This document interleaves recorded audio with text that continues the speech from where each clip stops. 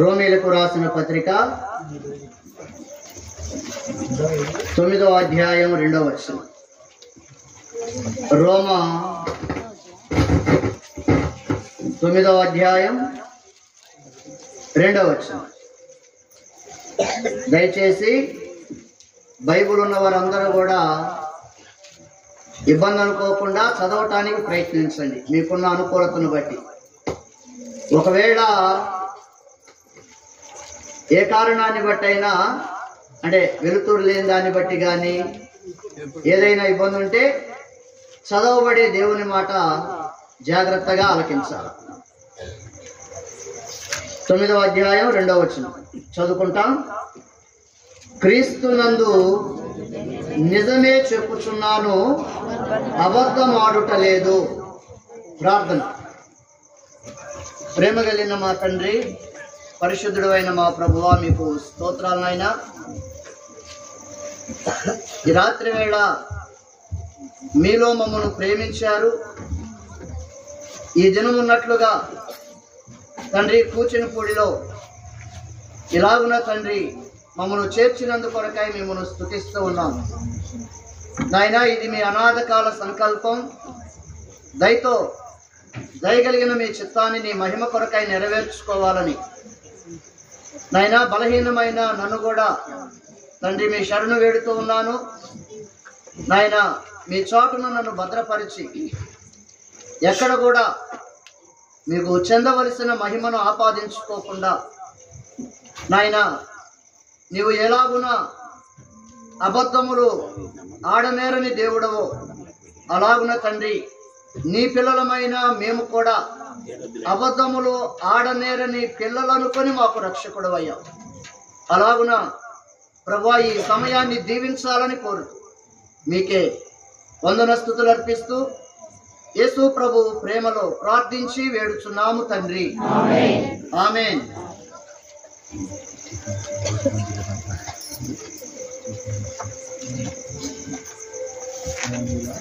దేవుని వాక్యములోనికి అదే రీతిగా ప్రభు సహాయపడిన కొలది కొంత నా సాక్ష్యాన్ని కూడా మీ మధ్యలో పంచుకుంటా. అయితే మీరు సహకరించాలా. దయచేసి ప్రతి వారు కూడా దేవుని మాట మీద లక్ష్యం ఉంచాలి. ఒక్కొక్కరికి ఒక్కొక్క అభిప్రాయాలు ఉండొచ్చు. చూడండి, ఇలాగున దేవుని ప్రజలైన వారందరినీ కూడా సమకూర్చటానికి ఇది సామాన్యంగా చేయగలిగే పని కాదు. ఎవని గుండెలోనైతే దేవుని విషయమైన రోషము లేదంటే దేవుని కొరకై పని చేయాలన్న ఆవేదన తపన ఉంటుందో దాని వలన జరిగేది. అందుకనే శక్తి చేతనైనా బలము చేతనైనా కాదు, దేవుని యొక్క ఆత్మ ద్వారానే ఈ కార్యము జరిగించబడాలన్నది దేవుని యొక్క సంకల్పం. కనుక ప్రియులారా, ఈ రాత్రి వేళ దేవుని మాట మన చెవిని పడుతూ ఉండగా దయచేసి అనాలోచనగా ఉండవద్దు. లేదు ఎంత త్వరగా ముగిస్తే బాగుంటుందా అని చెప్పేసి ఆ ఆలోచన కూడా వద్దు. చూడండి, దేవుని మాటలో నుండి ఒక మాట చదివాం బైబిల్లో నుండి. క్రీస్తునందు నిజమే చెప్పుచున్నాను, అబద్ధం ఆడుటలేదు. ప్రియులారా, ప్రభు యొక్క రాయబారులంగా లేదనంటే నేనే దేవుడను, దానికి మీరే నాకు సాక్షులు అన్నట్లుగా దేవుని యొక్క సాక్షులముగా చెప్పే మాట. ప్రభువును బట్టి ఈ మాటలన్నీ కూడా ఎంత వాస్తవాలనంటే దేవుడు అంటాడు, భూమి ఆకాశములైనా గతించవచ్చు కానీ ఈ మాట ఏమాత్రమును కూడా గతించదు. అంత నిశ్చలమైన మాటలు రాత్రి వేళ మీ చెవిని పడతా ఉన్నాయి. ఈ రాత్రి వేళ ఇక్కడ మాట్లాడే మాటలు, లేదంటే మీ చెవిన వినబడే ఈ దేవుని మాట నీ గుండె మీద చెయ్యి వేసి ఆలోచన చేయి. కూర్చున్న పూడిలో కానీ, అంటే దేవుని మందిరము దేవుని ప్రజల మధ్యలో కాదు, బయట నీవు ఎక్కడికి వెళ్ళినా కూడా ఇలాంటి నిశ్చలమైన మాట మీకు ఏమాత్రం కూడా దొరకదు. చూడు, దేవుని వాక్యంలో మాట ఉంది. అన్న చెప్పినట్టుగా వాస్తవంగా 24వ తారీఖు రాత్రి కూడిక జరిగి ఉండాల్సింది. సరే, ఏదేమైనా బైబిల్లో మాట ఏముందనంటే, తన ప్రజలను వారి పాపముల నుండి ఆయనే రక్షించును గనుక ఆయనకు యేసు అనే పేరు పెట్టబడును. తన ప్రజలైన వారిని చూడండి, బైబిల్లో కొన్ని మాటలు ఉన్నాయి. ప్రభు అంటాడు, నా ప్రజలు నా ప్రజలు నా ప్రజలని పలుమారులు మాట్లాడేవాడిగా ఉంటాడు. చూడు, ఆయన ఈ లోకానికి అరుదించటానికి కలిగిన చాలా గంభీరమైన వాస్తవాలు చాలా ఉన్నాయి. వాటిలో ఒక ప్రధానమైనది, ఒక విలువైన మాట ఏంటయ్యా అనంటే, తన ప్రజల పాపములలో నుండి రక్షించాలన్న సంకల్పంతో ఈ లోకానికి వచ్చినోడు. కానీ ఆయన పిల్లలైన వారికి ఆ ఆలోచన ఏమాత్రం కూడా లేదు. మెట్టుకు వారందరూ కూడా దేవుని ప్రజలే, కానీ వారికి ఏ ఆలోచన లేదనంటే, నా దేవుడు, నా రక్షకుడు, నా పాప విమోచన కొరకై ఈ లోకానికి వచ్చాడు. అంత గ్రహింపు గాని, అంత బుద్ధి గాని, అంత ఆలోచన గాని లేకుండా జీవించే మనుషులంగా మనం మారిపోయాం. చూడ, 2-3 విషయాలు ఆయన ప్రజలైన వారు ఏ రీతిగా ఉన్నారో కొన్ని విషయాలు ఉన్నాయి. వాటిలో నుండి ఒక 2-3 విషయాలు. 81వ కీర్తన 11-12 వచనాలు. 81వ కీర్తన 11-12. అయినను నా ప్రజలు నా మాట వినకపోయిరి, ఇశ్రాయేలీలు నా మాట వినకపోయిరి, కాబట్టి వారు తమ స్వకీయ ఆలోచనను బట్టి నడుచుకొనున్నట్లు వారి హృదయ కాఠిన్యమునకు నేను వారిని అప్పగించి తిని. చూడ, ఆయన ప్రజలైన వారు ఎలాగున్నారనంటే, నా ప్రజలు ఏం చేయరంట, నా మాట వినరు. ప్రియుడా, ఈ రాత్రి వేళ ఈ మాట వినబడే నీవు ఆలోచన చేయాలా. దేవుని మాట వినలేని ఆ తత్వము ఎంత బాధకరమైనదో, లేదంటే ఎంత వేదనకరమైనదో నీకు తెలుసుండకపోవచ్చు. ఎందుకనంటే నీ బాల్యము నుండి నీకు వాడుకేంటయ్యానంటే, నీ దేవుని మాట వినకపోవుటే నీకు వాడుక. నీ దేవుని మాట వినకపోతే ఆ తండ్రి గుండె ఎంత విలపిస్తుందో తెలుసా? ఇప్పుడు అర్థం కాదు. నీ తండ్రి ప్రేమ, నీ తల్లి ప్రేమ నీకు అర్థం అవ్వాలనంటే, నీ తల్లిని, నీ తండ్రిని ధిక్కరించి బతుకుతావు కదా, లెక్క లేకుండా బతుకుతావు కదా, నీ స్వకీయ ఆలోచనను బట్టి ఎండిపోతావు కదా.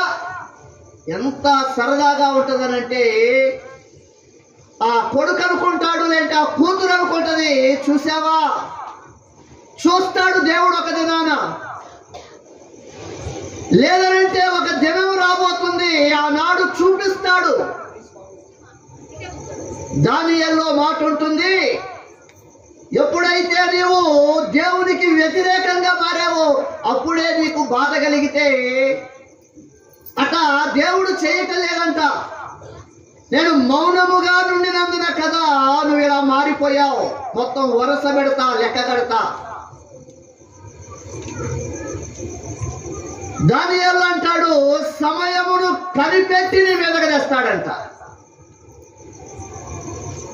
సమయాన్ని కనిపెట్టి నీ మీదకి తెచ్చినప్పుడు ఆనాడు నీకు తోడుగా గాని, అండగా గాని, ఆదరవుగా గాని, లేంటే ఏది లేనివాడవుగా దిక్కులు పిక్కటిల్లేలాగా ఏడుస్తావు, కేకలేస్తావు. ఆనాడు గుండె లోతుల్లో నుండి అనుకుంటావు, అమ్మా అని కేకేస్తావు. నానా నేను తాళలేకపోతున్నా, తట్టుకోలేకపోతున్నాను అంటావు. ఆనాటికి నీ తల్లి ఉండకపోవచ్చు, నీ తండ్రి ఉండకపోవచ్చు. నువ్వు చేసిన నీ తిరుగుబాటు జ్ఞాపకానికి రావచ్చు. కాబట్టి ప్రియులారా, ఈ రాత్రి వేళ ఒక మనసున్న మనిషిగా ఆలోచన చేయి. ఆయన ప్రజలైన వారు ఎలాంటి వారంట? నా మాట వినరు, నా మాట వినరు. అందుకని అంటాడు, ఆకాశమా నీవు ఆలకించు, భూమి నీవు చెవియొగ్గు. ఏమంటున్నాడు? నేను పిల్లలను పెంచి గొప్పవాళ్ళని చేశా, నా మీద తిరగబడ్డారు.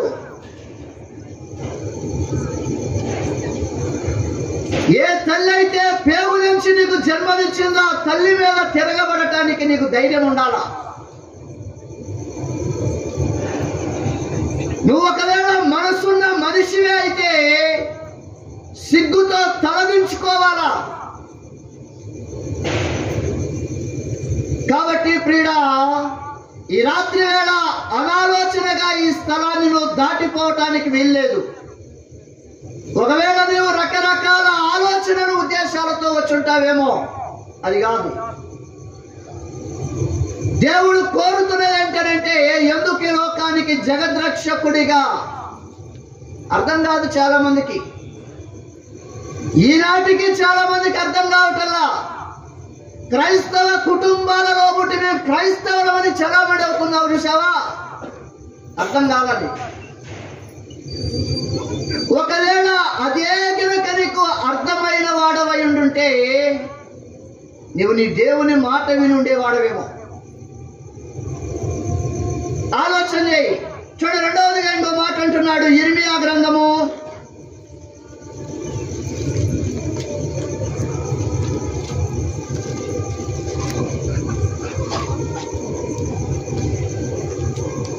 2వ అధ్యాయము 32వ వచనం.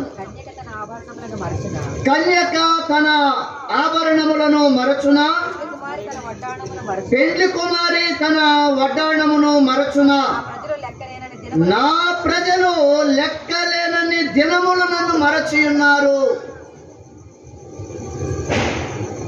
ఆలోచన ఎవరంట? బయట వాళ్ళు కాదండి, వాళ్ళ సంగతి తర్వాత.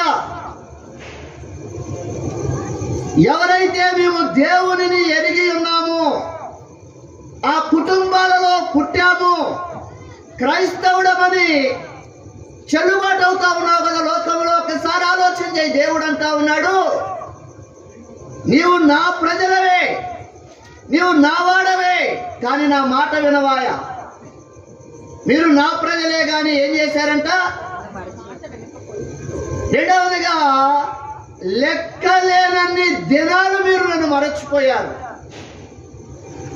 అంటున్నాడు. కన్యక తన ఆభరణములను మరచునా, పెండ్లి కుమారి తన వడ్డాణమును మరచునా. చూడండి, యవ్వన కన్యకలైన వారిని ఆయా సందర్భాలలో చూడండి మర్చిపోతారా? పొరపాటున అవి లేకుండా గడప దాటితే గొప్పే. కానీ నా ప్రజలైన వారు ఏం చేశారంట? లెక్కలేనన్ని దినాలు నన్ను మరచి ఉన్నారు. చూడు, ఇంకో మాట ఉంది. 2వ అధ్యాయము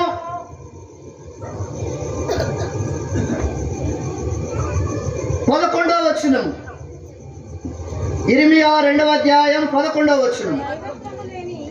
దైవత్వము లేని తమ దేవతలను ఏ జనమైనను ఎప్పుడైనను మార్చుకొనినా అయినను నా ప్రజలు ప్రయోజనము లేని దానికై తమ మహిమను మార్చుకొనిరి. ఇలా చాలా మాటలు ఉన్నాయి. ఆయన ఎందుకు ఈ లోకానికి వచ్చాడయ్యా అంటే నీ బానిస బతుకుల్లో నుండి బయటికి తేవాలా. బయటికి బాగున్నావు, నీ నడవడిని చూసి చాలా మంది మోసపోయారు, అది నీకే అర్థమవుతా ఉంది. తల్లిని లేక, తండ్రిని లేక, తోడబుట్టినోళ్ళని లేక, సేవకుడని లేక, లేదనంటే ఏ వ్యత్యాసము లేకుండా అందినంత వరకు మోసపు బతుకులోనే బతుకుతున్నాడు. తెలుసు నీకు కూడా. కాదు ఏమనుకుంటున్నావు అంటే ఏం జరిగిద్దిలే, అలాంటివి కూడా చాలా మాటలు ఉన్నాయి, సమయం కాదు. కాబట్టి ప్రియుడా, వారు ఏం చేశారంట, మాట వినరు, అనేక దినాలు నన్ను మరచిపోయారు. అంతేకాదంట మహిమను మార్చుకున్నారంట. అంటే దేవుడినే మార్చేసుకున్నారు. ఇశ్రాయేలీలను ఐగుప్తు బానిసత్వంలో నుండి బయటికి తెచ్చింది ఎవరు? దేవుడైన యెహోవా. ఆ తరువాత వారు ఇదే మా దేవుడని కొలిచింది ఎవరిని? ఓ దూడని.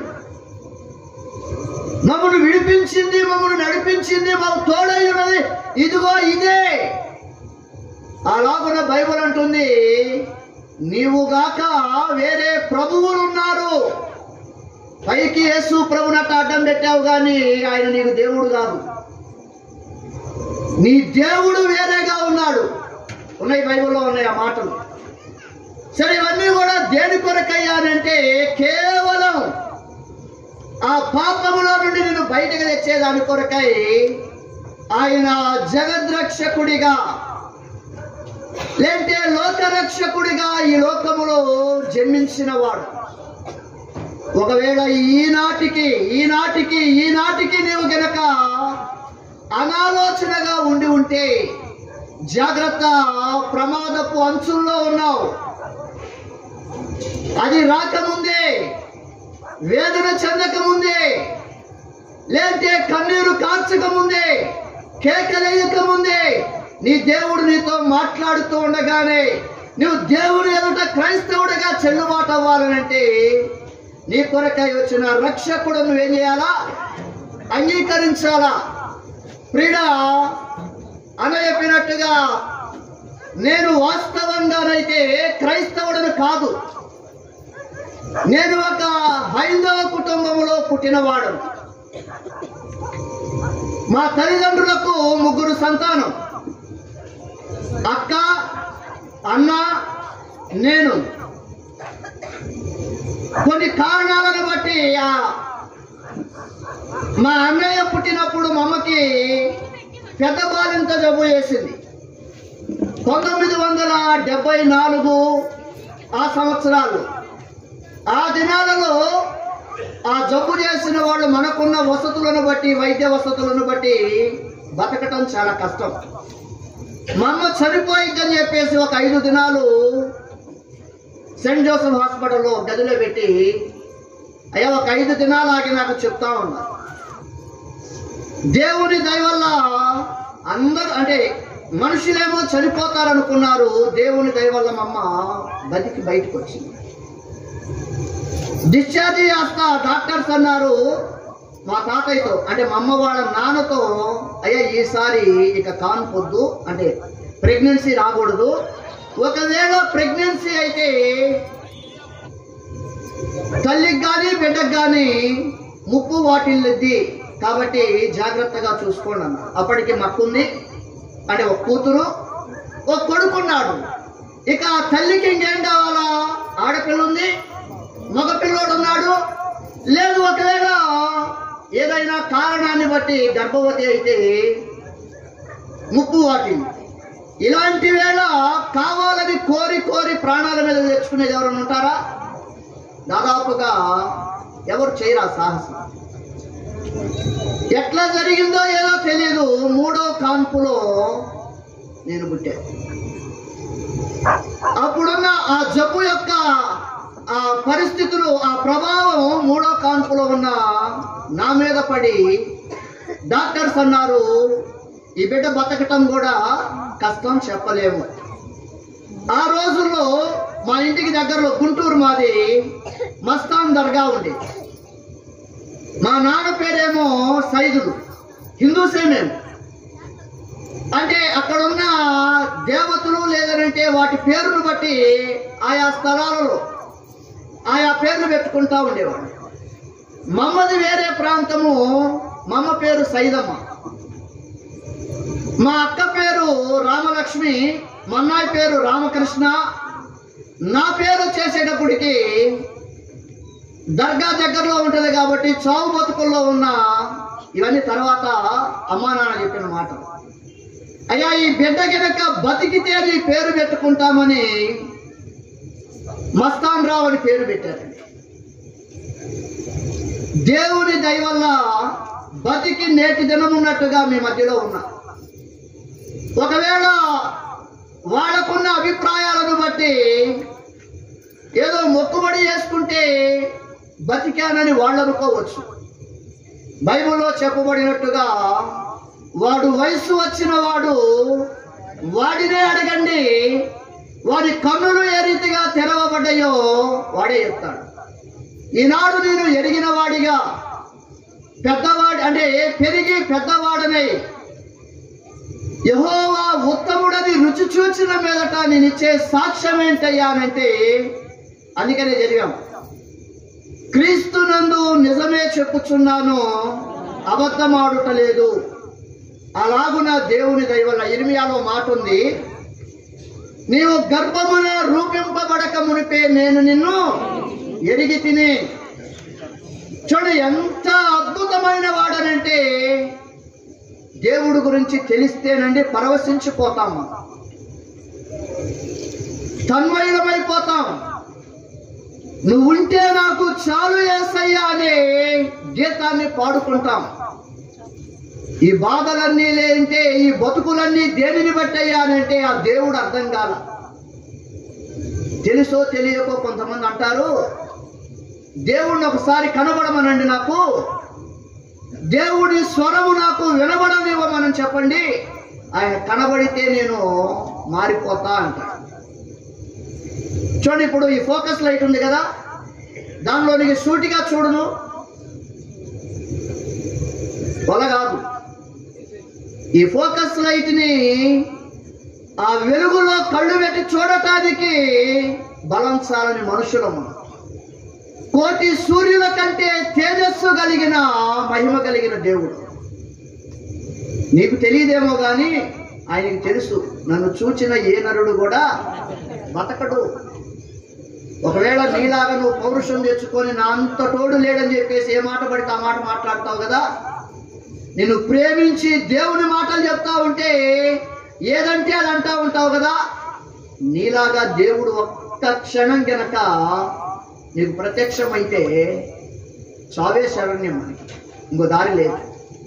అందుకని ఎన్ని మాటలన్నా కూడా తన చేతిని బిగబెట్టుకొని ఉంటా ఉంటాడు, తన చేతిని చరుచుకుంటా ఉన్నాడు. కానీ నువ్వు ఎన్ని పోకడలువో ఎన్ని మాటలను ఆయన నీకు కనబడేవాడు కాదు. చూడ, ఆ రీతిగా నేను పుట్టిందేమో హైందవ కుటుంబంలో, నాకు పెట్టబడిన పేరు ముస్లిం పేరు. ఈనాడు నేను జీవించే నా జీవితము క్రైస్తవ జీవితం.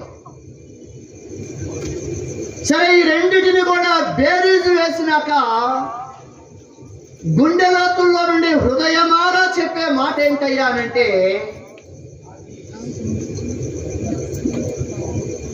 దేవుని మార్గము ఎంత సురక్షితమైనదో,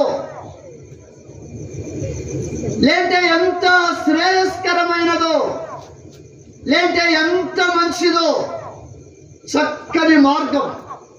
కాబట్టి ప్రియులారా, ఇప్పటికీ దేవుని దయ వల్ల నేను యేసు ప్రభువుని నమ్ముకొని 32 ఏళ్ళు. అది చెప్పటానికి అతిశయానికి కారణం కాదు. ఈనాటికి ఎంత బాధ అనిపిస్తా ఉంటుందనంటే, ఈ 32 ఏళ్లలో దేవుడు ఎన్నెన్ని రీతులుగా నాకు దయ చూపుతా వచ్చాడు. అవన్నీ తలంచుకుంటా ఉంటే నేను ఇట్టా బతకాల్సిన వాడిని కాదు, నేను ఇట్టాగా బతకాల్సిన వాడిని కాదు. దేవుడి కొరకై మరి ఎక్కువగా, మరి రోషంగా, లేదంటే మరి ఎక్కువైన సాక్షిగా బతకాల్సింది. అవి తలచుకుంటా ఉంటేనే అనిపిస్తా ఉంటున్నా. లేదా ఎంత కాలాన్ని నేను నష్టపరుచుకున్నానా బాధేస్తా ఉంటుంది. చూడు, నేను కూడా లోకములో వారందరూ కూడా ఏ రీతిగా బ్రతుకుతారు అదే రీతిగా ఓ మాటలో చెప్పాలనంటే, పాపానికి ఒక బానిసగా, దాసుడిగా అడ్డం లేకుండా బతికింది. ఆ పాపమును బట్టి నా పరిస్థితి ఎలాగుండేదనంటే, దాదాపు నేనప్పుడు 5వ తరగతో 6వ తరగతో చదువుతా ఉంటాను. ఈ చిన్న వయసులో ఈ రీతిగా పిల్లలుగా ఉన్నప్పుడు మా అమ్మ దగ్గర కూర్చుంటే అమ్మ కొన్ని మాటలు చెప్తా ఉంది. ఓసారి స్కూల్ నుండి ఇంటికి వస్తూ ఉంటే, క్రిస్మస్ దినాల్లోనే, ఈ డిసెంబర్లో ఈ స్కూళ్ళలో కూడా ఫంక్షన్స్ చేస్తారు కదా, నా స్నేహితుడు రోడ్డు దాటి, అంటే 6వ తరగతి అంటే 11 ఏళ్ళు 12 ఏళ్ల ప్రాయం, బస్సు ఆర్టీసీ బస్సు కొట్టేసి చచ్చిపోయాడు. ఆ తర్వాత కొన్ని దినాలకి ఇట్లా వీధులు ఉంటా ఉంటే, వీధులో ఎప్పుడు ఎదురొచ్చే మనుషులే దగ్గర దగ్గర 55-60 ఏళ్ళు ఉంటాయి. ఒకనాడు స్కూల్ నుండి ఇంటికి వచ్చేటప్పటికి ఆయన చనిపోయాడు, పడుకోబెట్టారు, అందరూ ఏడుస్తూ ఉన్నారు. చిన్నప్పుడు అమ్మ చెప్పిన మాటలు గుర్తొచ్చింది. నాన్న, మనం అందరం కూడా ఏదో ఒకరు చచ్చిపోవాలి నాన్న. తెలుసా ఈ సంగతి అందరికీ? ఏదో ఒకనాడు మనం అందరం కూడా వెళ్ళిపోవలసిన వారమే. ఆ మాట జ్ఞాపకానికి వచ్చి 4:15-4:30 అవుతుంది సాయంత్రం ఇంటికి వచ్చి. ఆ 2 విషయాలు గుర్తొచ్చి, పాపానికి లేదంటే మరణానికి చిన్న పెద్ద తేడా లేదండి. నేను అనుకునేవాడిని, కనీసం 10వ తరగతి చదివే ఊరికైనా బతుకుంటానా దేవుడా అనుకునేవాడిని. ఎందుకు? చావంటే భయముతో వెంటాడుతా ఉంది. ఆ భయాన్ని తాళలేక ఎవరన్నా చూస్తే ఎగతాళి చేస్తారేనని దుప్పటి కప్పుకొని ఏం చేసేవాడిని అంటే, ముక్కు మూసుకొని, అంటే చచ్చిపోయిన తర్వాత గొయ్య తీసి అందులో పెట్టి మట్టేసేసి పూడ్చి వచ్చేస్తే గాలాడితే ఆడదా తెలియక, ఇక చనిపోయిన తర్వాత గాలాడేది ఏముంది అది తెలియక చిన్న వయసులో దుప్పటి కప్పుకొని ముక్కు మూసుకొని గాలాడితా లేదా అంటే నిమిషం ఉండటమే కష్టమైపోయి లోపల ఏడ్చుకుంటా ఉన్నాం. సరే, హైందవ సాంప్రదాయాన్ని బట్టి కట్టెల మీద పెట్టి కాలుస్తా ఉంటే ఆ మంటలు తాడుకుంటానా తాళలేనా తెలియని భయం, అవన్నీ గుర్తొచ్చి ఏడుస్తా ఉన్నా. ఆ రీతిగా మరణ భయం అనేది ఆ చిన్న వయసు నుండి నన్ను వెంటాడుతా వచ్చింది. చూడ, ఇలాంటి పరిస్థితులన్నిటిని బట్టి కూడా నెమ్మది లేకుండా, సమాధానం లేకుండా ఆ రీతిగా జీవించే దినాల్లో దేవుని దయ వల్ల నిత్య సంకల్పాన్ని బట్టి దేవుని మందిరానికి అలవాటయ్యా, సియోను ప్రార్థనా మందిరానికి. దానికంటే ముందుగా వెస్ట్ ప్యారిష్ గారు ఎప్పుడన్నా ఒక్కొక్కసారి మా నాన్నని, అంటే ఏదో పరీక్షలు అయిపోయినప్పుడు కానుక వేయడానికో లేదంటే అట్లా మందిరానికి వెళ్ళి రావటానికి, మా ఇంట్లో కూడా మేము హిందువులమైనా కూడా మా ఇంట్లో మా నాన్న అడిగా, నాన్న మరియమ్మ యేసు ప్రభున్న ఫోటో తీసుకొచ్చి ఇంట్లో ఉంచు. మా నాన్న కూడా ఇష్టమే, కానీ బయట వాళ్ళందరూ కూడా ఏం చేసేవాడు అంటే, మీరు ఫలానా కదా అని మమ్మల్ని ఎగతాళి చేసేవాడు. అంటే మేమున్న ప్రాంతంలో అంతా కూడా హైందవులే,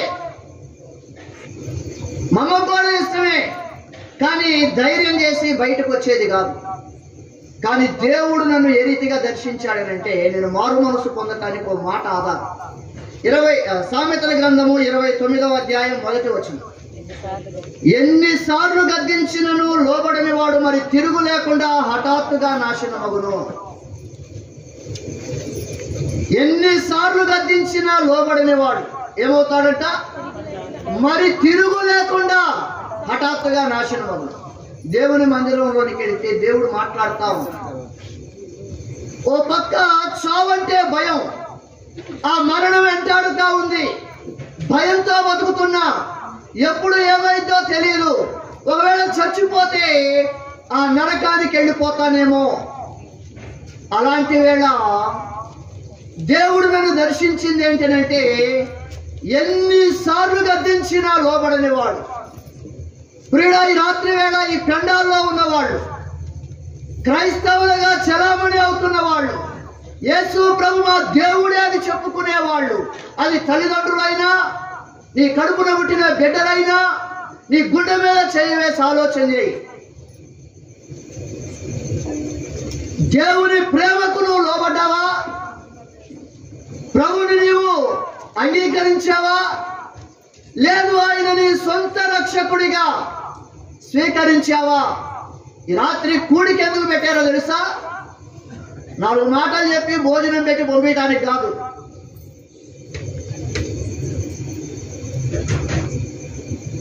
దేవుని ప్రేమలో ఎవరైనా లోబడకుండా ఈనాటికి కఠినం చేసుకొని బతుకుతా ఉన్నావు. చూసావా? ఆలోచన చేయి. నేను యేసు ప్రభు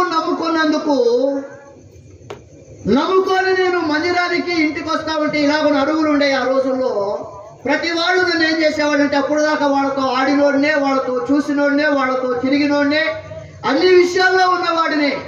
ఎప్పుడైతే అన్ని కాదనుకొని దేవుని వైపు, దేవుని మార్గాల్లోనికి వచ్చానో, వాళ్ళు ఏమనేవాళ్ళు అంటే, మందిరానికి వెళ్ళేటప్పుడు ఎప్పుడు కూడా నేను బైబిల్ దాచిపెట్టలేదు.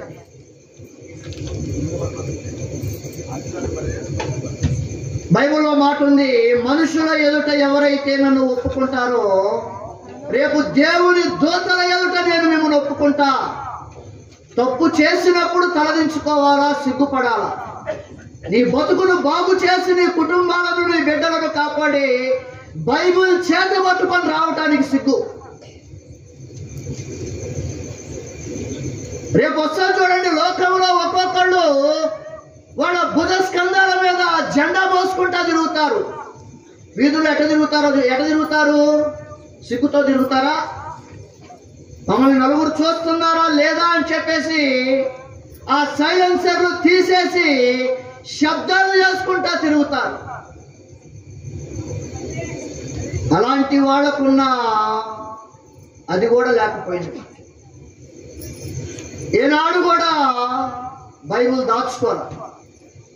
ఆ రీతిగా ఎగతాళి చేస్తా వచ్చేవాడు. అయినా కూడా దేవుని దయ వల్ల ఎన్నడూ కూడా ప్రభుని కాదన్న. నేను బయటకు వస్తా ఉంటే మా నాన్న వస్తే మా నాన్న కూడా అనేవాడు, ఎరా ఏం మీ ఓడు అటు వెళ్ళిపోయాడు, వాళ్ళలో కలిసిపోయాడు అంటే వాళ్ళలోనే పెళ్లి చేసుకుంటాడా, లేదంటే రకరకాల మాటలు.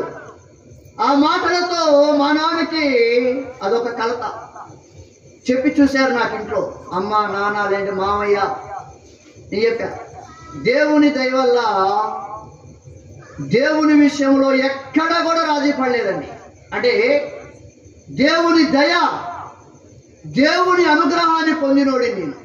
ధైర్యంగా చెప్తా, పాపినైన నేను, ఆయన ప్రజ కానటువంటి నేను దేవుని అనుగ్రహాన్ని పొందినవాడను, దేవుని దయను నోచుకున్నవాడను. లేదంటే సాధ్యం కాదు. చాలా మంది ఉన్నారు, ఆశపడే వాళ్ళు ఉన్నారు, 4 రోజులు వచ్చి మానేసే వాళ్ళు ఉన్నారు, అవసరాలు తీరినాక వెళ్ళిపోయే వాళ్ళు ఉన్నారు. అన్నోడు కూడా తెలుసు అని చెప్పారు కదా. 1990-91 ఆనాటి నుండి ఈనాటి వరకు కూడా దేవుని మందిరాన్ని మానలేదు. 32 ఏళ్ళు. బలహీనతలు ఉన్నాయి, పొరపాటులు ఉన్నాయి, దేవుని బాధించినవి ఉన్నాయి, దేవుడు ఏడ్చిన సందర్భాలు కూడా ఉన్నాయి. అయినా కూడా ఆ దయ పొందిన దాని వలన దేవుడు ఏం చేస్తా వచ్చాడనంటే, సుదీర్ఘంగా ఈనాటి వరకు నడుపుకుంటా వచ్చాడు. ప్రభుని బట్టి ధైర్యంగా చెప్పగలము. ఇక ముందు వరకు కూడా ఆయన ఏం చేస్తాడనంటే మమ్మల్ని నడిపించ సమర్థుడు. నేను యేసు ప్రభువు నమ్ముకున్న ఆ దినాల్లో మా నాన్న నా కాళ్ళు కొట్టుకొని ఏడ్చాడు. ఎందుకనంటే ఎరా అందరూ బయట ఎగతాళి చేస్తున్నారు, మరి ఎంత పిచ్చేందుకురా, వాళ్ళు కూడా వాళ్ళల్లో ఉన్న వాళ్ళు కూడా అట్లా బతకటం లేదు కదరా.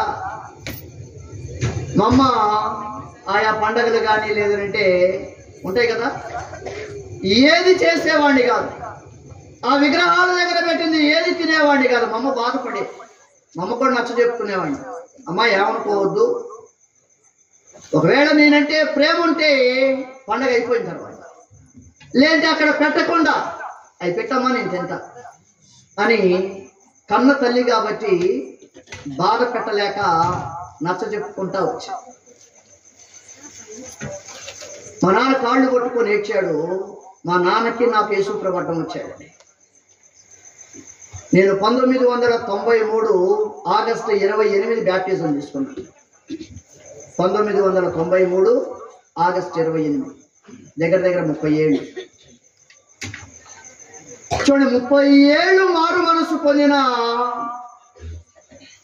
దేవుని పిల్లలు ఇట బతకాల్సిన బతుకు కాదు, ఇంకా దేవుని కొరకై మంట మండుచున్నట్టుగా అనేకులకు ఉపయోగకరంగా మనం జీవించాల్సిన వాడు. చూడండి, ఆ రీతిగా ఎలాంటి పరిస్థితులు వచ్చినా మా నాన్న కాళ్ళు పట్టుకొని ఏడుస్తూ ఉంటే అన్నాడు, ఎరా ఇప్పుడు కూడా యేసు ప్రభువుని వదిలిపెట్టవా? ఎందుకంటే ఆ రోజు రాత్రే సువార్త చేశాం దేవసాయం గారితో. అది తెలియదు నాకు, మా ఏరియానే తీసుకెళ్ళాడు. ఆ రోజుల్లో మేము చిన్నపిల్లలు అంటే యవనస్తులు. మా పని ఏంటంటే వ్యాధి దిగి కరపత్రాలు పంచుతారా. ఆ రోజు పెద్దోళ్ళు ఎవరు లేరు, బాబురావు గారు, నేను, లేంటి కొంతమంది యవనస్తులు, దేవసాయం గారు. ఫస్ట్ స్టాప్ లో బాబురావు గారు చెప్పారు. తర్వాత నన్ను దిగనివ్వరా, దేవసాయం గారు డాడీ కూర్చో అన్నారు. తెలియదు, మా సెంటర్ వచ్చిన తర్వాత వాక్యం చెప్పమన్నాడు. ఇటు చూస్తే మా నాన్న కనపడుతున్నాడు చెట్టు చెట్టు. నన్ను ఎగతాళి చేస్తే మా నాన్న స్నేహితులు కనబడతా ఉన్నారు. అప్పటికి మా నాన్నకి అంటే గుండె నొప్పితో బాధపడతా ఉన్నాడు. సరే, ఆ రోజు చెప్పిన మాటలు ఏంటంటే నిజమైన దేవుడు ఎవరు, చనిపోయిన తర్వాత మనిషి ఎక్కడికి వెళ్తాడు, మొత్తం కూడా 4-5 నిమిషాలు చెప్పారు. మరలా సువార్త కొడికి ఆ మందిరానికి వెళ్ళాం, అయిపోయింది. సాయంత్రం 9-9:30 ఇంటికి వచ్చాం. భోజనం చేసి నా బెడ్షీట్ అవి తీసుకొని వెళ్ళి పడుకుందామని ఎట్లనే తీసుకొని వెళ్తా ఉంటే మా నాన్న భోజనం చేస్తా అని చెప్పినాడు. అయిపోయింది, కాళ్ళు పట్టుకొని ఏడుస్తా, ఎరా ఇప్పటికైనా యేసు ప్రభుని విడిచిపెట్టవా? నేననుకున్నా ఒకవేళ ఏదైనా దేవుడు ఏమన్నా దర్శించుంటాడేమో.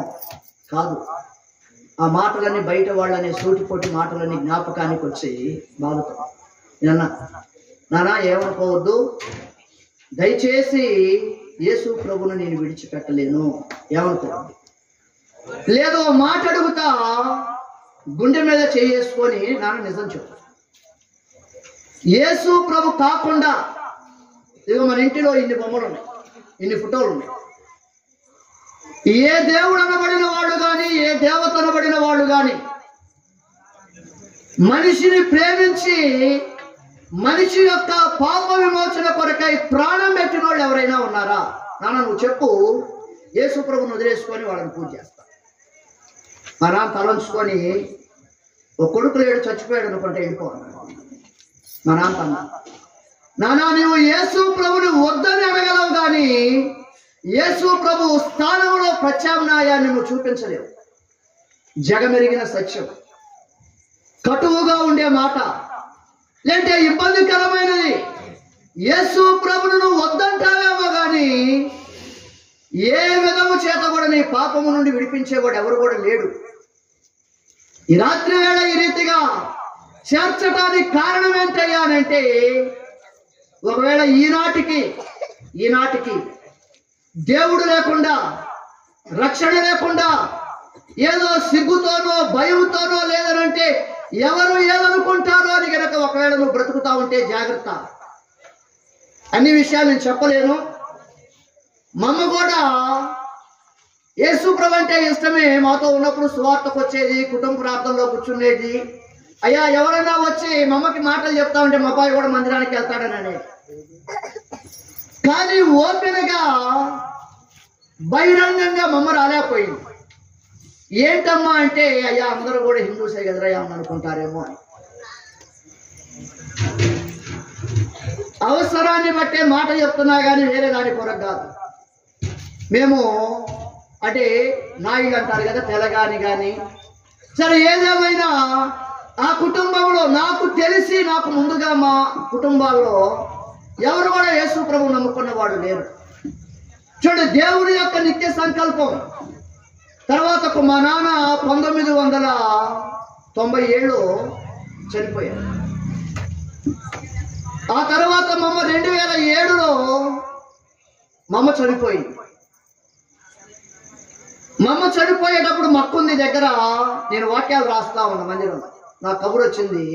మక్కతో మాట అడిగా, అమ్మాయి అమ్మ చనిపోయేటప్పుడు ఏమైనా యేసు ప్రభుని జ్ఞాపకానికి తెచ్చుకుందా అని. ఎందుకంటే అప్పుడప్పుడు అమ్మతో చెప్తా వచ్చాను కాబట్టి. మక్కంది బయటకైతే లేదురా, జ్ఞాపకానికి తెచ్చుకునే అవకాశం కూడా లేదు. ఒకటే ఎగశ్వాస నురుగు వస్తా ప్రాణాలు విడిచింది, అంటే గుండెపోటుతోటి. ఆ తర్వాత కొన్ని దినాలకి మా ఇంటి పక్కనున్న అంటే కొలీగ్స్ అంటారు కదా, చిన్నమ్మ అంటాం. ఒకరోజు ఓ బుట్ట తీసుకొని ఎదురొస్తా ఉంది. ఏం చిన్నమ్మ ఎక్కడికి వెళ్ళి వస్తున్నావు అంటే, ఎరా చిన్నోడా నేను కూడా ప్రభు దగ్గరికి వెళ్తున్నాను రా అని. చిన్నమ్మ మా అమ్మ మిమ్మల్ని అందరినీ చూసి వాళ్ళేమనుకుంటారో వీళ్ళేమనుకుంటారో అని మా అమ్మ బయటికి రాలేకపోయింది. ఈనాడు ఆమె మారు మనసు పొందింది. బహిరంగంగా ఆమె మందిరానికి వస్తా ఉంది. కాబట్టి నేను చెప్పదలిచిన మాట ఏంటంటే, ఎవరో ఏదో అనుకుంటారని దయచేసి ప్రభుకు దూరం అవ్వక, దేవుని అంగీకరించకుండా ఉండమాక. ఒకవేళ నీవు లోకాన్ని విడిచిన తర్వాత వారు మారిపోతారేమో, నువ్వు నష్టపోతావేమో, ఆ రీతిగా జరిగే అవకాశం. అదే రీతిగా ఇంక 2 విషయాలు నా సాక్ష్యంలో చెప్పి నేను ముగిస్తా. అంటే ఏ రీతిగా నేను మారు మనసు పొందానో, ఏ రీతిగా దేవుడు నాకు సాయపడుతూ వచ్చాడో కొన్ని మాటలు చెప్పా. అలాగనే చూడు, ఈ వాక్యాలు రాయటం కూడా ఎన్నడూ కూడా నేను నేర్చుకోలేదు. ఒక్క రోజు కూడా నేను నేర్చుకోను, ఎవరి దగ్గరికి వెళ్ళాల. ప్రభు నమ్ముకున్న తర్వాత ఆ రోజుల్లోనే నాది 91 అంటే ఇంటర్ ఎగ్జామ్స్ రాస్తా ఉంటే, ఎందుకు చెప్తున్నానంటే చదువుకునే పిల్లలు ఉన్నారు, తల్లిదండ్రులు ఉన్నారు కాబట్టి 2 విషయాలు చెప్పి నేను అది ముగిస్తా. అంటే దేవుడు ఎంత సూటిగా స్పష్టంగా మాట్లాడతాడు. మొదటి రోజు ఇంగ్లీష్ ఎగ్జామ్ అయిపోయింది, 2వ రోజు ఎకనామిక్స్. నాకు నేను చదివినంతా తెలుగు మీడియం. ఆ చదువుకునే రోజుల్లో కూడా అండి ఎంత భయంకరమనంటే, బైబిల్లో మాట ఉంది కదా, మోసపోకుడి దేవుడు వెక్కిరించబడడు, మనుషుడు ఏమి విత్తునో ఆ పంటనే కోయును. ఆ రీతిగా నా తల్లిని ఎంత మోసం చేశానంటండి. బైబిల్లో ఉంది, తల్లిని గాని తండ్రిని గాని ఏడిపించిన వాడు బాగుపడ్డట్టు నువ్వు చూడలేవు. గుర్తుపెట్టుకోయి మాట. నీకు జన్మనిచ్చిన నీ తండ్రిని గాని నీ తల్లిని గాని కంట తడి పెట్టిస్తే, వేదన కలిగేటట్టుగా నువ్వు గనక బతికితే, అలాంటి మనిషి సుఖపడినట్టుగా చరిత్రలో నువ్వు చూడలేవు. బయటకు ఒకవేళ అట కనబడతాడేమో కానీ గుండె కోత. ఈనాడు నా తల్లిని చేసిన మోసాన్ని బట్టి ఇప్పటి వరకే కాదు, చచ్చిపోయే వరకు కూడా నేను ఏడుస్తానే ఉంటా. ఏదైనా విత్తనం వేసామనుకోండి, ఎన్నిసార్లు కోతకు వస్తావు? ఒకసారి. నేను మోసం అనే విత్తనం వేసా, 30 ఏళ్లగా కోతకు వస్తా ఉన్నా. తరగతల్లా 7 పోటీ తక్కువ. నా దగ్గర పుస్తకాలు మొత్తం అమ్మేసుకునేవాడిని. ఇట పెట్టుకొని ఊరకు అట్ట పెట్టుకొని, నా బ్యాగులు ఏముండవు. ఎందుకంటే దుష్ట సాంగత్యము మంచి నడవడిని చెరుకున్నట్టుగా బిషప్ స్కూల్లో చదువుకున్న రోజులు బాగానే ఉన్నా 7th దాకా. తర్వాత 8th నుంచి హిందూ హై స్కూల్ పాడైపోయింది. ఎంత పాడైపోయిందని అంటే స్కూల్లో ఉండి టికెట్లు తెప్పించేవాడిని మంగా థియేటర్ నుంచి, ఒంటిపూట బళ్ళు.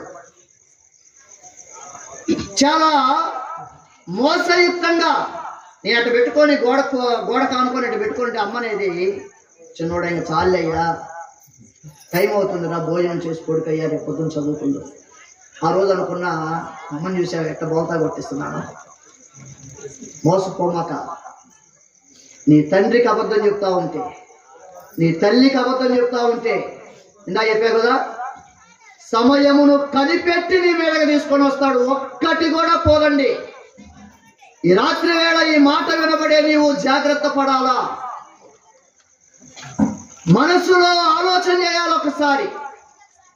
చూడ, ఆ వేదన, ఆ బాధ ఎంత భయంకరమనంటే యవన ప్రాయంలో ఉన్న నీకు అర్థం కాదేమో. నా పాడైపోయిన నా బతుకును బట్టి మీకు మేలుకొల్పు కలగాలని చెప్తా ఉన్నా. దానిని బట్టి నాకు విలువ లేదు. దానిని బట్టి ఏమి తెలియని నా భార్యకు విలువ ఉండదు. ఏమీ తెలియని, అవంశుభం తెలియని నా పిల్లల మీద కూడా అదే నిలుస్తాను. మెట్టుకు మోసం చేసింది నేను, కానీ నాలాంటి వాడిని బట్టి ఏడ్చేదెవరు? నా భార్య, నా బిడ్డలు.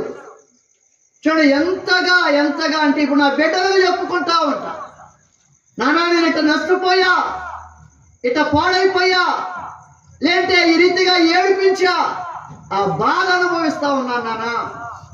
దయచేసి మీరు అట్లా వద్దురయ్యా. నా బిడ్డలను బతిమలాడుకుంటా ఉన్నా, బతిమలాడుకుంటా. నా బిడ్డలు ఆ తల్లి కడుపున పడిన మొదలుకొని ప్రార్థన చేస్తానే వచ్చాం, బైబిల్ చదువుతానే వచ్చాం, ఈనాటికి మందిరానికి వస్తానే ఉంటారు పిల్లలు కూడా. అయినా కూడా శత్రువు ఏ రీతిగా వెంటాడుతా ఉన్నాడంటే చెరపట్టబడిన వాడిగా. చాలా ఇబ్బందికరమైన పరిస్థితులండి. ఆలోచన చేయి. ఆ రీతిగా ఉన్న దినాల్లో చూడ, దేవుడు నేను అంటున్నా, నా ఫ్రెండ్తో నేను అన్నా, ఎరా రేపు ఎకనామిక్స్ ఎగ్జాము నాకేమో రాదు. ఇదే టేబుల్ ఉండేది ఖచ్చితంగా. అంటే అటొకళ్ళు ఇటొకళ్ళు వాడు అనేవాడిని, అరే నువ్వు కనుక ఊరకట్ట పెట్టి చూపించు, నీకు ఎదుగు నేను రాసుకుంటా అని. తర్వాత రోజు లోపలికి వెళ్తా ఉంటే ఏదైనా స్లిప్పులు పెట్టారామని చెప్పేసి మొత్తం చెక్ చేశారు, స్లిప్పులు ఏం పెట్టాల. నాకు వచ్చి నేను రాసుకుంటున్నా. వాడు ఏం చేశాడంటే నిన్న మాట్లాడుకున్న దాన్ని బట్టి ఎడిషన్ ఇచ్చేసాడు నాకు. ఇవ్వగానే నేను రాసేది ఆపేసేసి ఆ స్పేస్ వదిలి ఆ ఎడిషన్ మొత్తం ఎక్కించా. ఆ 2 క్వశ్చన్స్ ఏవో చాలు అనుకున్నా. మళ్ళీ పైన పెట్టుకొని రాసుకుంటా ఉన్నా, అవకాశం దొరికినప్పుడు ఇద్దామని. మరలా నన్ను అడగకుండా ఏం చేశాడనంటే లాగేసుకున్నాడు. లాగుతా ఉంటే స్పాడ్ తిరుగుతున్నాడు చుట్టూ. ఆ బయట ఆ కిటికీలు, ఆ చెట్లు ఉంటాయి, ఆ చెట్లలో నుంచి చూచాడు. వచ్చి ఇద్దరిని బయటికి తీసుకెళ్ళాడు. ప్రిన్సిపల్ దగ్గరికి తీసుకెళ్ళి 6 నెలలు సస్పెండ్ చేశాడు. ఎందుకు చెప్తున్నానంటే ఆ ముందు రోజు రాత్రి చెప్పే కదా, 91 ఆ దినాల్లోనే మందిరానికి వస్తున్నా, దేవుడి మాటలు వింటా ఉన్నా. దేవుడు ఎంత సూటిగా మాట్లాడుతూ ఉన్నాడనంటే, ఎరా ఒక సబ్జెక్టు పోయిద్ది అంటున్నావు, 1 సంవత్సరం పోయిద్దేమో అందుకని కాపీ కొట్టాలనుకుంటున్నావు, పొరపాటున నువ్వు పట్టుబడితే నీ బతుకు పాడైపోయిద్దిరా, నీ జీవితం అంతా పోయిద్దని అన్నాడండి దేవుడు. నేనేమంటున్నా, 1 సబ్జెక్టు పోయిద్దయ్యా, లేదనంటే 1 సంవత్సరం వేస్ట్ అయింది ప్రభువా. ఎట్టపట్ల మనం ఎంత దిగజారే బతుకులంటే తప్పు చేయటానికి కూడా బతుకులాడుతాం దేవుడిని. దేవుడు అంటున్నాడు, నువ్వు పట్టుబడితే నీ బ్రతుకే పాడైపోయింది, దానికి నిలువెత్తు సాక్ష్యం. నాతో చదువుకున్న వాళ్ళు చాలా ఉన్నతమైన స్థానాలు, ఆయా దేశాలలో లేదంటే రాజకీయాల్లో, మీరు నమ్మరు, కేవలం నా యొక్క అవిధేయత, మోసము, తల్లిదండ్రులను ఏడిపించుట, వాళ్ళకి లోబడలేని స్థితి. దీనిని బట్టి ఈ రీతిగా నా చదువంతా కూడా ఆ రీతిగా పాడైపోయింది. తర్వాత నా వివాహ విషయంలో కూడా ఎందుకు చెప్తున్నానంటే ఒకటి, భక్తి చేస్తే భక్తిలాగా చేయాలి.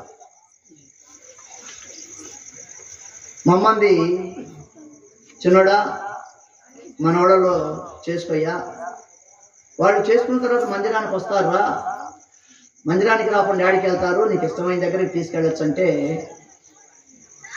అమ్మతో చెప్పాడు, అమ్మ దేవుడు నమ్ముకున్న వాళ్ళు అంటే భక్తి విషయంలో విలువల విషయంలో ఒక ఉన్నతమైన స్థితిలో, లోకంలో బతికే వాళ్ళు కింద, ఇప్పుడు కింద ఉన్నోళ్ళు నన్ను లాగేసేయచ్చా లేదంటే వాళ్ళు నన్ను లాగచ్చా? ఎవరు తేలిక లాగచ్చు? పైన ఉన్న వాళ్ళు కింద ఉన్న వాళ్ళని లాగాలంటే ఎక్కువ బలం ఉపయోగించాలి. కింద ఉన్నవాళ్ళు పైన ఉన్న అటు చేయబట్టుకొని అటు అన్నారనుకోండి చాలు. అట్లా కూలిపోయిన జీవితాలు బతుకులు చాలా ఉన్నాయి. దేవి కొరకు రాజీ పడ్డావు ఆ రీతిగా నీ మనస్సాక్షికి తెలుసు. దేవుడు అడిగిన వాడవు కదా, భక్తి చేసేవాడవు కదా, లేదంటే పరిచర్యలో ఉన్నవాడవు కదా, లేదంటే సేవ చేసేవాడవు కదా. నీ బిడ్డల కొరకే ఎలాంటి ఏర్పాటు, ఆ ఏర్పాటును బట్టి ఎన్ని నష్టాలు పొందున్నావు చెప్పుకుంటే కడుపు కోతే. నేను చెప్తా ఉన్నా, మా అమ్మ నిజదేవుడుని ఎరగకపోయినా కూడా నా కోసం మా అమ్మని ఎరా సరే నీ వాళ్ళని చేసుకుంటే చేసుకున్నా, మందిరానికి వచ్చేవాళ్ళని డబ్బులు ఏం చేసినాయి నాన్న, వాళ్ళు కూడా తీసుకుంటున్నారు కదా డబ్బులు అని అంటే మా అమ్మతో అన్న, అమ్మను నాకు మాట ఇవ్వు అంటే ఎందుకు చేసుకోవట్లేదురా ఇంకా ఆలస్యం ఏంటంటే మా అమ్మతో అన్న, నీ వల్లనే చేసుకోవట్లేదమ్మా అని. నేనేం చేశాను నాన్న, అమ్మ నువ్వు పెళ్లి చేసుకుంటే చేసుకోమన్నావు, డబ్బులు తీసుకోమంటున్నావు కదా, కాబట్టి ఒకవేళ అమ్మ డబ్బులు ఇస్తే నువ్వు తీసుకుంటావా నాకు ఇస్తావా అని అడిగాను అమ్మని. కట్నం తీసుకుంటే నువ్వు ఉంచుకుంటావా నాకు ఇస్తావా? మా అమ్మది నాన్న మాకెందుకు నాన్న నీకే ఇస్తాం. మా అమ్మతో అమ్మ నాకు ఇస్తానంటున్నావు కాబట్టి నాకు ముందు నుంచి ప్రభువు నమ్ముకున్న దగ్గర నుంచి దేవుని దయ వల్ల కొన్ని నిర్ణయాలు ఉన్నాయి. నాకన్నా కూడా మాట చెప్పాడు, ఈ స్థలమును విడిచి వెళ్ళేటప్పుడు నీ జీవితంలో నీ దేవుడు ఏ విషయంలోనైతే నీతో సూటిగా స్పష్టంగా దేవుడు మాట్లాడుతూ ఉన్నాడో ఏదో ఒక ఖచ్చితమైన దైవ నిర్ణయాన్ని చేసుకొని ఈ స్థలం దాటిపోవాలి. మా అమ్మకి దేవుడు లేడు, ఆయన కన్న బిడ్డ కోసం ఏమనుకుందంటే మాట ఇచ్చింది నాన్న. నేను మా అమ్మని అడిగా, అమ్మ సూచన ప్రాయంగా కూడా డబ్బు ప్రస్తావన తేకూడదు. అదే రీతిగా మా అమ్మ నా కొరకు పొలం వదులుకుంది, నా కొరకు డబ్బు వదులుకుంది. ఈనాడు మేము భక్తి పూర్వం అంటున్నారు చూసారా, మేము క్రైస్తవులం అంటున్నారు చూసారా, నేను వీటిని వదులుకోవటానికండి నా దగ్గర ఏమి లేదు, మీరు నమ్మకపోవచ్చు. నా భార్య అప్పుడప్పుడు అనేది, ఏమండి ఏదైనా మనకి కష్టం వస్తే ఇబ్బంది వస్తే గట్టిగా 50,000 ఏంటంటే, అయినా కానీ ప్రభువుని బట్టి నేను చెప్పే మాట, పెళ్ళైన నాటి నుంచి ఈనాటి వరకు ఒక పైసా అప్పు కానీ ఏది తక్కువ చేయకుండా ఆ దయగలిగిన దేవుడు పోషించాడండి. నాకేం లేదు. ఆ వాక్యాలు రాస్తా నా భార్య ప్రైవేట్ టీచర్గా ఎంత సంతోషంగానంటే డబ్బు విషయమైనా అంటే ఆ బాధ ఉన్నా కూడా ఆ బాధను తీసివేసేటట్టుగా దేవుడు పోషిస్తా వచ్చాడు. ఎంత నమ్మకమైన వాడనంటే దండం పెట్టాలి ఆయనకి. ఆయన పాదపీఠం ఎదుట తల వంచి సాగిలపడాలి. ఈ 3 ఏళ్ల కాలంలో మా చిన్నబాబుకి ఆరోగ్యం బాగలేదు. 50,000 పెట్టడానికి కష్టం అనుకున్న మేము ఎవరి దగ్గర అప్పు చేయకుండా, ఎవరికి చెప్పి పైసా తీసుకోకుండా దగ్గర 3 లక్షల పైన. అంటే ఒకవేళ ఆశ్చర్యంగానే ఇబ్బందిగానే ఉంటది. నిజమా? దైవ సాక్షిగా క్రీస్తునందు నిజమే చెప్పుచున్నాను, అబద్ధం ఆడుతుంది. ఈ సహవాసంలో దేవుడు నేర్పిన విలువేంటో తెలుసా? మీరు కూడా చూసే ఉంటారు, మీరు కూడా వినే ఉంటారు. ఏ అవసరమైనా, ఏ కష్టమైనా, ఏదైనా కూడా ఎన్నడూ ఎవరు కూడా అడిగి ఉండరు కదా. దేవుడే వారిని ఏం చేస్తూ ఉంటాడనంటే ఆదుకుంటా ఉంటాడు, నడిపిస్తూ ఉంటాడు. ఎంత నమ్మకమైన వాడనంటే మనము ఆయన ఎడల చూపిన ప్రేమను మరుచుటకు ఆయన అన్యాయస్తుడు కాదు. ఆ కరోనా టైంలో ఏదో అందరూ బాధలోనే ఉన్నారు. మాకున్న దాన్ని బట్టి ఏదో కొద్దిగా మేము ఒక 4,000 చిల్లరు అట్లా వేసుకొని ఒక 27,000 ఎంత అయితే ఆ ప్రాంతంలో కొన్ని అంటే ఇంకా ఇబ్బందిగా ఉన్న వాళ్ళకి పంచాం. ఆ కరోనా టైంలో అండి దగ్గర నాకు ఎవరిని అడగకుండా, మరి నిజం, దగ్గర 45,000 వచ్చింది. పనులు లేవు. కొంతమంది అయితే బలవంతాన పిలిచినా కానీ ఎలాగా అలా, ఎందుకనంటే రమ్మంటారు. అవేమీ లేకుండానే దేవుడి కొరకై గనక నీవు నిలబడితే, దేవుడి కొరకై గనక నువ్వు ఆయన మాట నమ్మగలిగితే అద్భుతాలే చూస్తావు. ఈ రీతిగా చెప్పాలంటే నా జీవితంలో ఇంకా ఉన్నాయి. ఆయన మీ కొరకై ఎన్నెన్ని గొప్ప కార్యములను చేసినో, ఒకటా రెండా, అవన్నీ తలుచుకుంటా ఉంటే గుండె నీరైపోతాం. ఎన్నిసార్లు కాపాడాడు, ఎన్నిసార్లు ఆదుకున్నాడు, ఎన్నిసార్లు తన నమ్మకత్వాన్ని రుజువు చేశాడు. నా జీవితంలో నేర్చుకున్న పాఠం విలువైనది. నా జీవితంలో ఎన్నడే కానీ ఎప్పుడే కానీ ఒక్క మాట కూడా దేవుని దయ వల్ల ప్రభు ఎందుకు ఇలా చేస్తున్నావయ్యా, ఎందుకు ఈ బాధ అయ్యా, నా పరిస్థితి ఇదని తెలుసు కదా, అయినా కానీ దేవుని నమ్ముకున్న వాళ్ళని దేవుడు ఏం చేస్తాడండి? విడిచిపెట్టాడు. ఇంకో మాట ఏం చెప్తానంటే, దేవుని నమ్ముకున్న వాళ్ళని దేవుడు ఏం చేస్తాడంటే నిండారులుగా దీవిస్తాడు. ఎట్టా? రైట్, నమ్మకమైన వానికి దీవెనలు మెండుగా కలుగు. ఆ రీతిగా దీవెనల కొరకై వచ్చేవాళ్ళు ఉన్నారు, దేవుడు చేత దీవించబడేవారు ఉన్నారు. రైట్, ఇది మంచిదా కాదా? మంచిది. ఇంకో తెగ ఉన్నారు, వాళ్ళెవరయ్యా అంటే దేవుడు నమ్మిన వాళ్ళు. వీళ్ళెవరు? వీళ్ళు దేవుడు నమ్మారు కనుక దేవుడు ఏం చేశాడు? వీళ్ళని దీవిస్తా వచ్చాడు. ఇంకొక తెగ, ఇంకో గుంపు ఉంది, వాళ్ళెవరయ్యా అంటే దేవుడు వాళ్ళని నమ్మాడు. దేవుడు నమ్మిన వాళ్ళు ఎంతమంది ఉంటారు? 90 మంది ఉంటారు. ఇప్పుడు వాళ్ళు 100 మంది ఉన్నారు అనుకోండి. 100 మందిలో 90 మంది ఎట్లాంటి వాళ్ళు? దేవుడు నమ్ముకున్నాడు. నమ్ముకున్న మీ అందరినీ కూడా దేవుడు ఏం చేస్తాడు? దీవిస్తాడు. మరి దేవుడు నమ్మిన వాడు ఉన్నారే 10 మంది, వాళ్ళని ఏం చేస్తాడు?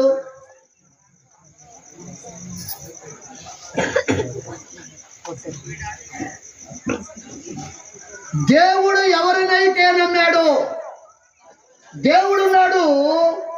ఇదిగో భూమి మీద ఇట్లాంటి మానవుడు లేడు.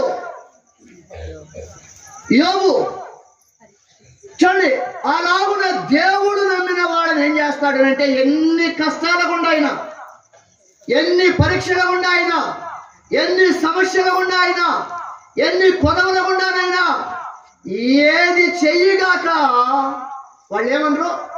ఎందుకు ప్రభువా మాట ఇట్లా చేస్తా ఉన్నావు? పొరపాటున కూడా మాట రాదు. దేవుని చేత శ్రమ పెట్టబడాలనంటే పెట్టి పుట్టాల దానికి. ఏడవమాక, దిగులు పడమాక, దేవుడు ఎందుకు ఇట్లా చేస్తా ఉన్నాడు అనమాక, గుండెల మీద చేసుకొని నిబ్బరంగా కొడుకు. ఈ దీవెనల కంటే ఈ దీవెన ఇంకా శ్రేష్టమైనది. కాబట్టి ప్రియులారా, ఈ రాత్రి వేళ ఆలోచన చేయాలి. నా జీవితంలో కూడా నమ్మదగిన దేవుడుగా ఇలాగున ఎన్నెన్నో కార్యాలు నా కుటుంబ పక్షాన జరిగించిన నమ్మదగిన దేవుడు. ఆ నమ్మదగిన దేవుడు మనం ముందుగా చూసినట్టుగా తన ప్రజలను వారి పాపముల నుండి విడిపించేదాని కొరకై లోకరక్షకుడిగా వచ్చాడు. ఇక్కడ కూర్చున్న వారిలో 3 రకాల మనుషులు ఉంటారు. 10 నిమిషాల్లో ముగిస్తా. 3 రకాలైన మనుషులు ఉంటారు. ఈ స్థలము విడిచి వెళ్లే లోపు నువ్వు ఏ గుంపులో వాడవో నిశ్చయం చేసుకో. ఏ గుంపుకు చెందినోడు? మొదటి గుంపు ఏంటయ్యానంటే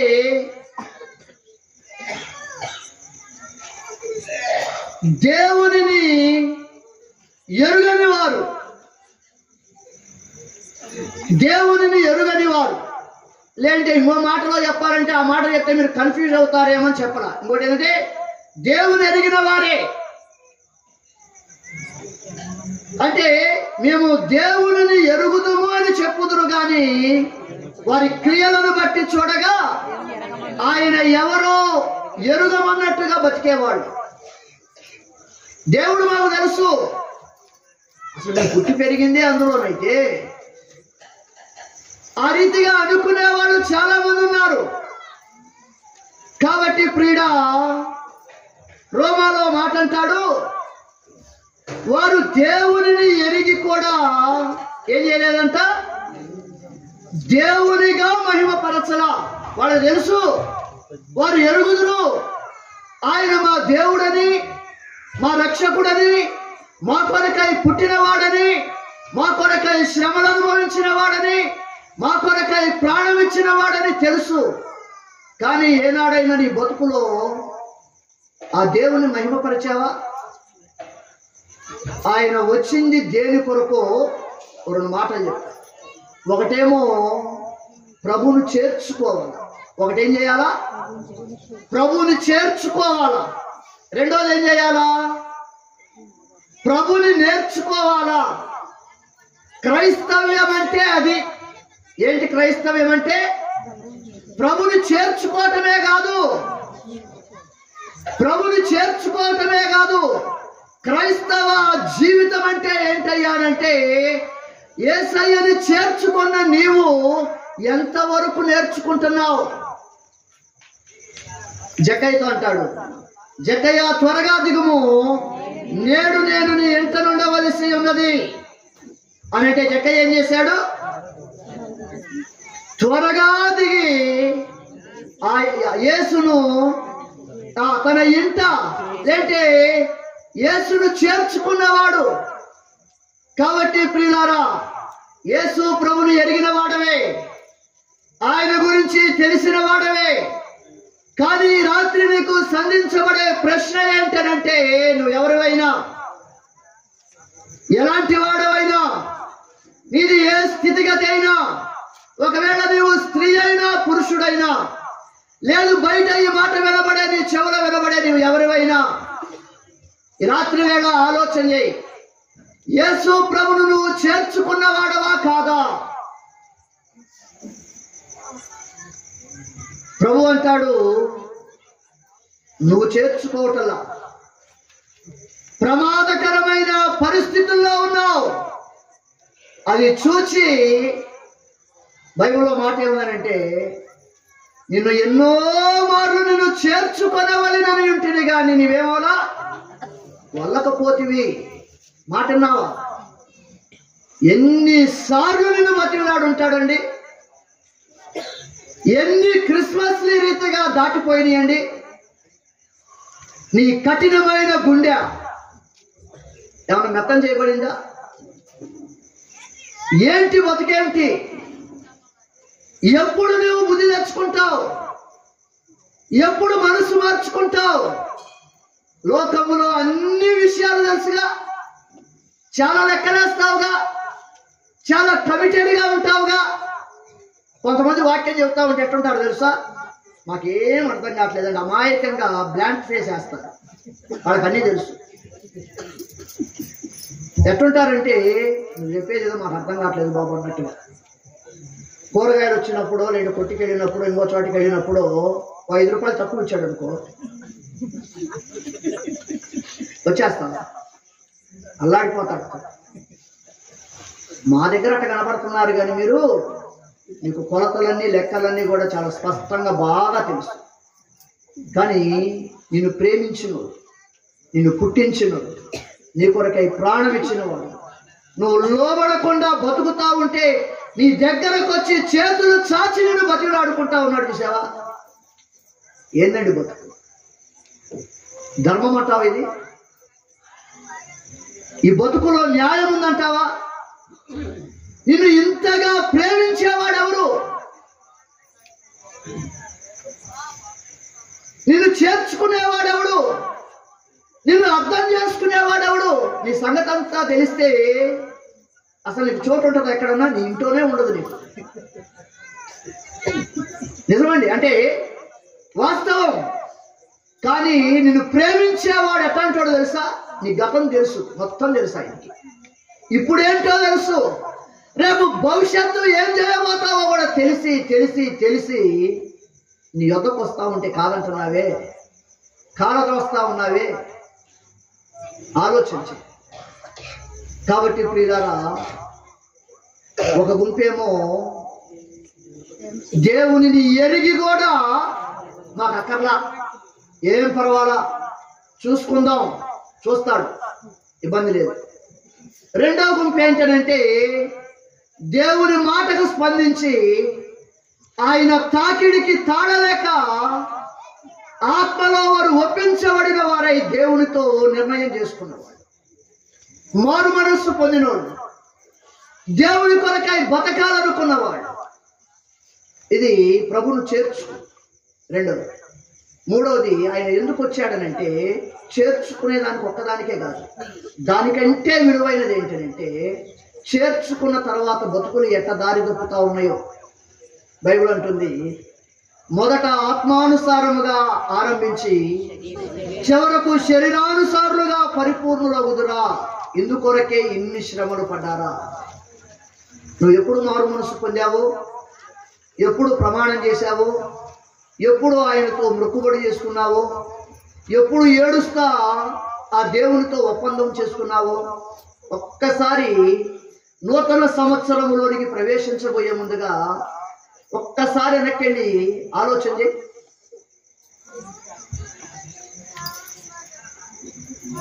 మారు మనసు పొందిన తర్వాత నీ కష్టకాలాలు, లేంటే నీ సమస్యలు, నిందలు, అవమానాల మధ్యలో, లేంటే 2023 జనవరిలో ఏమని మాట ఇచ్చుంటావు? ఇచ్చారా లేదా? దేవుడికి ఇచ్చారా? ఒకసారి ఆలోచన చేయి. ఆ దేవుడి కొరకై ఏది మాట ఇచ్చామో ఎంతవరకు ఫుల్ఫిల్ చేశాము?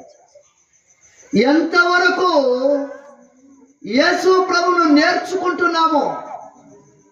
చూడండి, మనము వాళ్ళు బతికినట్టుగా మీకు రెఫరెన్స్ చూపించట్లా, ఎఫ్ఎస్సిలో ఉంటుంది. వారు లోకములో వారు బతికినట్టుగా మనం కూడా బతుకుతా ఉంటే మనము ఆయనను అలాగున నేర్చుకున్న వారము కాదు. దేవుని కోరిక ఏంటంటే క్రైస్తవుడు క్రైస్తవుడిగా బతకాలా, లేదంటే మీ వలనే కదా నా నామము అన్యజనుల మధ్య దూషించబడతా ఉంది. ఈ రాత్రి వేళ చెప్పగలవా? ఇదిగో ప్రభు కొరక ఇది నేర్చుకున్నా, ఇదిగో ఇది నేర్చుకుంటున్నా, లేదంటే ఇది నేర్పుతున్నా. నీ వలన నీ ఇంటిలో బిడ్డలకైనా, ఇలా ఉన్న ఇరుగు పొరుగుకైనా దేవుని వాక్యంలో చాలా మాటలు ఉన్నాయి. మనమే నేర్చుకోకపోతే నీ బిడ్డలకి, నీ ఇరుగు పొరుగుకి, నీ సమాజానికి అంటే నువ్వు ఎందుకు మారింది ఆలోచన. కాబట్టి ప్రియులారా, ఆయన ఈ లోకానికి రావడానికి కారణం ఏంటయ్యానంటే వేరే వేరే వాటికి కాదండి, అవి చాలా చాలా తాత్కాలికమైనవి. ఒకవేళ నువ్వు కూడా యేసు ప్రభుని, బైబిల్లో ఉంది, ఈ లోకం మట్టుకే ఆయన యందు మనము విశ్వసించిన వారమైన ఎడల అంటే మనుషులందరికంటే దౌర్భాగ్యులమైందుము. ఈ జీవిత కాలం మట్టుకే కొంతమంది నమ్ముకున్న వాళ్ళు ఉంటారు. వాళ్ళ నమ్మకం ఎంతవరకు? ముందర మా బాధలు పోతే చాలండి యేసు ప్రభు పేరు మీద, మాకు అదే భాగ్యం, ఇంకా వాళ్ళకి అంతకు మించి ఆలోచన ఉండదు. దాని కొరకు వచ్చినోడు కాదు, దాని కొరకై ప్రాణం ఇచ్చినోడు కాదు, లేదంటే దాని కొరకైనా కాదు. దేని కొరకయ్యాలంటే ఈ లోకం తదనంతరం నువ్వు నిలబడాలా, నువ్వు క్షేమంగా ఉండాలా, దాని కొరకై ప్రభువును నేర్చుకోవాలా. గుండెల మీద చెయ్యి వేసి ఆలోచన చేయి. దేవుడు ఎన్ని రీతులుగా విస్తారమైన వాక్యం చూడి చెవులో మారిపోతా ఉంది. ఎన్ని విషయాలు నేర్చుకుంటున్నాం, ఎన్ని విషయాలు నిర్ణయం చేసుకుంటున్నాం, దేవుని కొరకై ఎంతగా అప్పగించుకుంటున్నాం. క్రైస్తవ్యం అంటే, క్రైస్తవ బ్రతుకంటే యేసు ప్రభువును చేర్చుకోవటం చాలా చిన్న విషయం. అంటే అది కూడా గొప్పదే, కానీ దానికంటే విలువైనది ఏంటంటే ఆ దేవునికి అవమానం రాకుండా, మాట రాకుండా, ఆయనకి మహిమ కలిగేటట్టుగా దైనందిన జీవితంలో నేర్చుకుంటా దేవుని కొరకే బతికేవాడు కావాలి. అలాగున దేవుడు మనకి సహాయం చేయండి.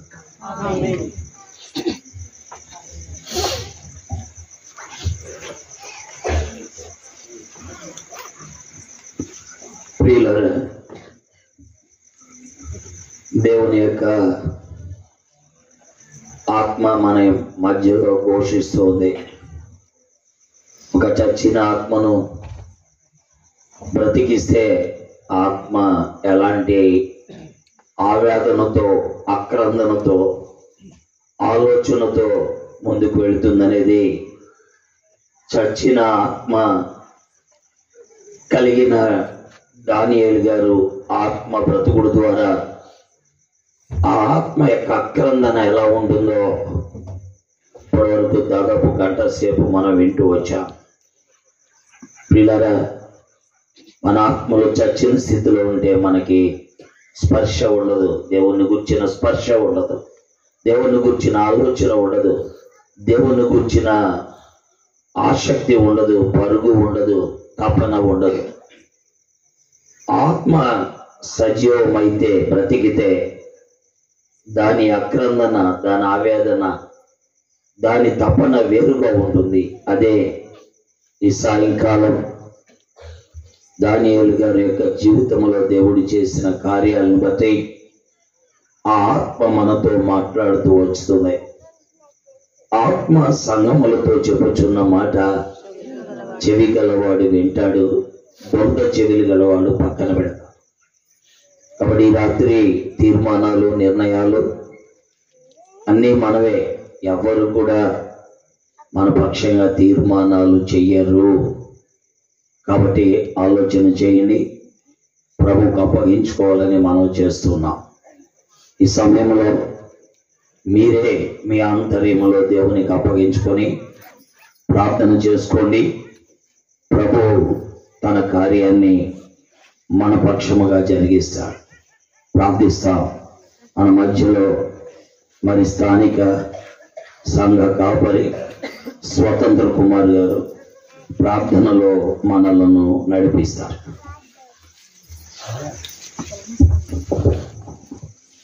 ప్రార్థించాం.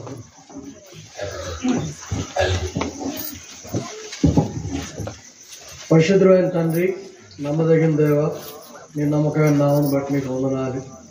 మా రక్షకుడు, విమోచకుడు, నీ కుమారుడు ప్రభువైన యేసుక్రీస్తు వారి యొక్క మహోన్నతమైన నామంలో నీకే వందనాలు, స్తోత్రాలు, స్తుతులు, కృతజ్ఞతార్పణలు అర్పిస్తూ తండ్రి, 29వ రోజు 12వ మాసం 23వ సంవత్సరం నీ పరిశుద్ధమైన నామం పేరిట ఎంతవరకు మమ్మల్ని కాపాడి, భద్రపరిచి, నిర్వహించి ఈ రాత్రి మరొకసారి నీ స్వరాన్ని నీ దాసుని ద్వారా మాకు వినిపించినందుకే నీకు స్తోత్రం.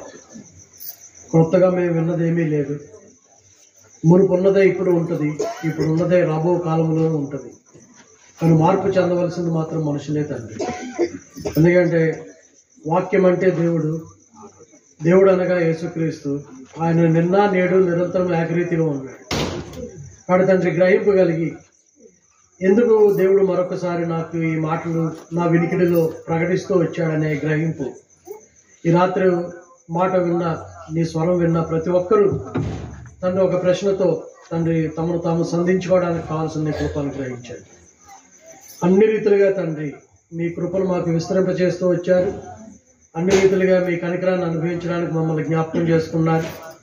ఆయా ప్రాంతాల నుంచి మీరు తీసుకొచ్చినటువంటి నీ బిడ్డలు, స్థానికంగా వచ్చినటువంటి వారు, అదే ఈ దూర శ్రవణ యంత్రం ద్వారా ఎందరైతే నీ స్వరాన్ని వింటూ వచ్చారో వారు, సమస్తమైన వారు తండ్రి నీ అధీనంలో ఉన్నారు. దయగల మా ప్రభువా, నీ ఏర్పాట్లో ఉన్నవారిని మీరు సంధించండి. మీకు స్తుతులు, స్తోత్రాలు, వందనాలు, కృతజ్ఞతార్పణలు అర్పించుకుంటూ మిగతా సమయాన్ని మేలుకరంగాను ఆశీర్వాద కారణంగాను ఉంచి తండ్రి, మరి ఆతిథ్యాన్ని పంచిపెట్టే సమయంలో కూడా గలిబిలి లేక క్రమంగా, మర్యాదగా నీ మహిమార్థంగా సమస్తము జరిగినట్లు మీరే కృపనిచ్చి బలపరుస్తూ రమ్మ. 23 అంతంలో తండ్రి మేము ఉన్నాం. 24లో ప్రవేశించడానికి ముందు మమ్మల్ని మేము ప్రశ్నించుకోవడానికి కావలసినటువంటి ఒక మంచి మనస్సాక్షిని మాకు దయచేయండి తండ్రి. దాటిపోయామనుకునేటటువంటి దుర్బలమైన స్థితి నుంచి తప్పించి, దాటిపోయి నేను సాధించింది ఏమిటి అన్న ఒక ప్రశ్న మమ్మల్ని ఇంకొక తండ్రి మెట్టులో ఆత్మీయంగా మమ్మల్ని నిలవబెడుతుంది. ఆ స్థితి ప్రతి ఒక్కరికి మీరే దయచేస్తూ రమ్మని మహిమ ఘనత ప్రభావం మీకు ఆరోపించుకుంటూ యేసుక్రీస్తు పరిశుద్ధ నామములో స్తుతించి ప్రార్థన చేస్తున్నాం తండ్రి. ఆమేన్. దయచేసి కొన్ని విషయాలు మీరు